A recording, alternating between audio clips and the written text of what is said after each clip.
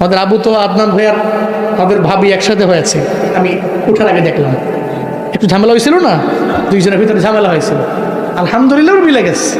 এটাই তো returning point, turning point, তাও বেস্ট টার্নিং পয়েন্ট এটাই হওয়া চাই। শুনেন, তালাক হইলে যে ভালো বিষয়টা এমন না। তালাক দিয়া দিলে ওই তালাক প্রাপ্তা নারীর কপাল যে ভালো এমন না, আবার পুরুষের কপাল যে অনেক ভালো এমন না। আপনার জীবনে কোনোদিন আপনার এই দাম্পত্য জীবনকে সুখময় করে গড়ে তুলতে পারবেন না, ইম্পসিবল।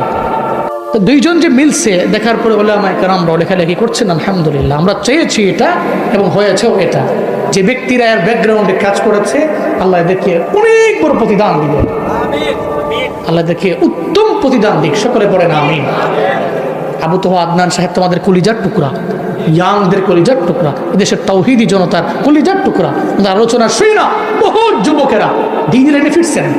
ওনারা ভালো থাকুক, পরিবারটা ভালো থাকুক, ভালো চলুক, এটাই প্রত্যেকটা সামিঈন, প্রত্যেকটা শুভাকাঙ্ক্ষী, প্রত্যেকটা শ্রোতার মনের চাহত, মনের চাহিদা। ভালো থাকুন উনি, আল্লাহ পাক ওনার জীবনে সুখ দিয়ে ভরপুর করে দেন। সকলে পড়েন আমিন, আরো জোরে পড়েন আমিন।